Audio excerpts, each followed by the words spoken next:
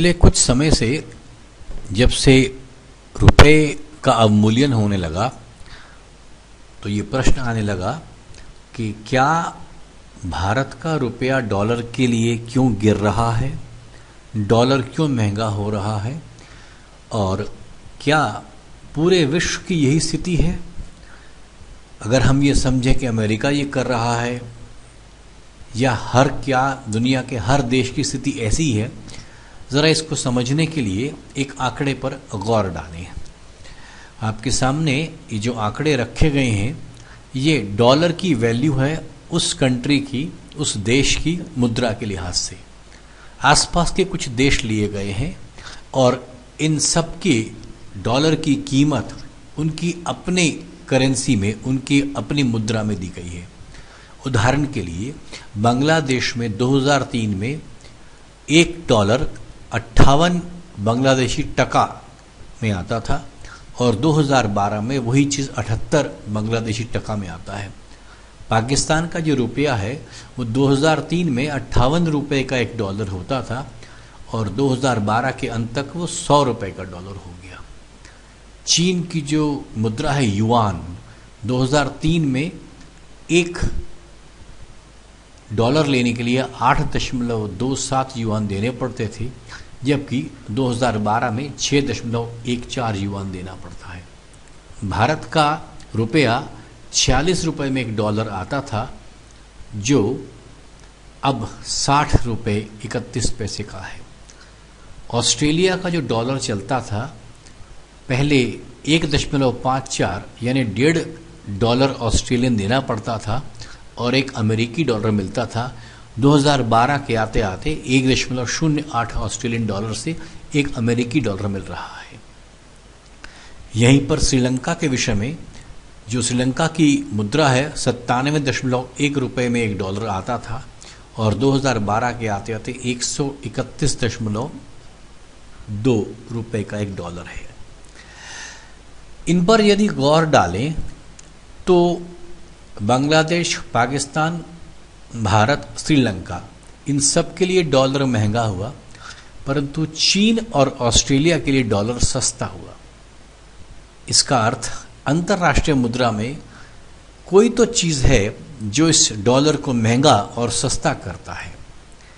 दरअसल हर देश का जो ट्रेड बैलेंस होता है, माने आयात और निर्यात का जो डिफरेंस होता है, जो घाटा होता है, भारत के लिए उसको हम व्यापार घाटा बोलेंगे, क्योंकि भारत में आयात के समक्ष जो निर्यात है वो बहुत कम है।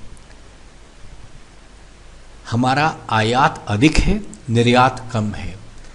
परंतु ये नहीं कि पूरे विश्व में ऐसी स्थिति है। कुछ देश ऐसे भी हैं जिनका निर्यात अधिक है, आयात कम है। देखिए, जब आपका निर्यात अधिक है, आयात कम है, इसका अर्थ है आप अपने देश की चीज़ें बाहर बेच रहे हैं, परंतु उन देशों की, विदेशों की चीज़ें मुद्रा में कम ले रहे हैं, तो आपको अधिक डॉलर की आवश्यकता नहीं है। इसके विपरीत अगर आप बाहर निर्यात कम कर रहे हैं परंतु आयात अधिक कर रहे हैं, तो आपको खरीदना अधिक है, बेचना कम है, तो आपको अधिक डॉलर की आवश्यकता पड़ेगी। ये जो आयात और निर्यात के बीच का फर्क होता है, इसको हम लोग ट्रेड बैलेंस या विदेश व्यापार घाटे में कहा जाता है। 2012 के ट्रेड बैलेंसेस ये विकिपीडिया के आपके समक्ष रखे हैं, जो US बिलियन डॉलर में हैं। माने बांग्लादेश में 11.79 अरब डॉलर का घाटा, पाकिस्तान का 18.25 अरब डॉलर का घाटा, भारत का 154.401 अरब डॉलर का घाटा, जबकि चीन 155 अरब डॉलर का फायदा लेके चल रहा है। मतलब चीन जितना सामान आयात करता है, चीन उससे 155 अरब डॉलर मुद्रा का अधिक निर्यात करता है। यही स्थिति ऑस्ट्रेलिया के साथ है। ऑस्ट्रेलिया का जो विदेश व्यापार में लाभ है 27 अरब डॉलर का और श्रीलंका का घाटा है 9.7 अरब डॉलर का। आप देख सकते हैं बिल्कुल सीधा रिश्ता है ट्रेड बैलेंस का और हमारी करेंसी की इवैल्यूएशन का, हमारे पैसे का और हमारे विदेश व्यापार के घाटे या लाभ का। चीन और ऑस्ट्रेलिया ये दोनों देश निर्यात कम करते हैं जितना और आयात उससे भी कम करते हैं। माने दोनों ही देशों के अंदर निर्यात आयात की तुलना में अधिक है और चीन में तो 155 अरब डॉलर का अधिक निर्यात है और भारत में 154 अरब डॉलर का अधिक आयात है।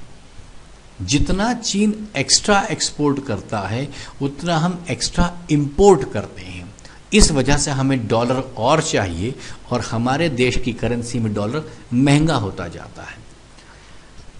अब डॉलर के महंगे होने का फर्क क्या पड़ता है, हम जरा इसको भी समझें। देखिए, भारत का 2012 का विदेश व्यापार घाटा 154 अरब डॉलर का है। अगर ये स्थिति 2003 की मुद्रा की कीमत पर होती, माने 46 रुपए का यदि ये डॉलर होता, तो 154.40 को आपने 46 से गुणा कर दिया तो आपका विदेश व्यापार घाटा लगभग 7.10 लाख करोड़ का है। परंतु अगर इसी 154.401 जो 2012 का आंकड़ा है उसको 60.3 से गुणा कर दिया जाए तो ये 9.31 लाख करोड़ रुपया है। तो 9.31 लाख करोड़ का क्या अर्थ हुआ, जरा इसको भी समझ लीजिए।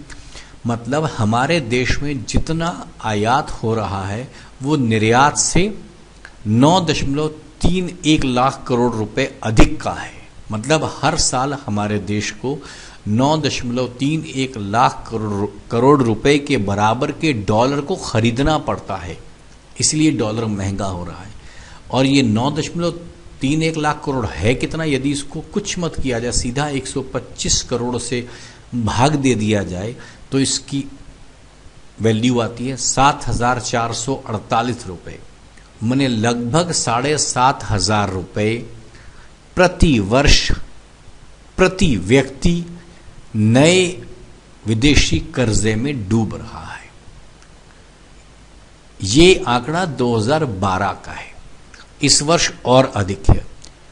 तो इसके लिए हमारे लिए सबसे बड़ी बात है हम लोग ट्रेड बैलेंस के घाटे को जितना कम कर सकें और कोशिश करें उसको लाभ में लाने के लिए। जिस तरह कुछ लोगों के दिमाग में ये प्रश्न होता है कि ऐसा संभव नहीं है, इसीलिए मैंने 2 देशों के आंकड़े सामने रखे।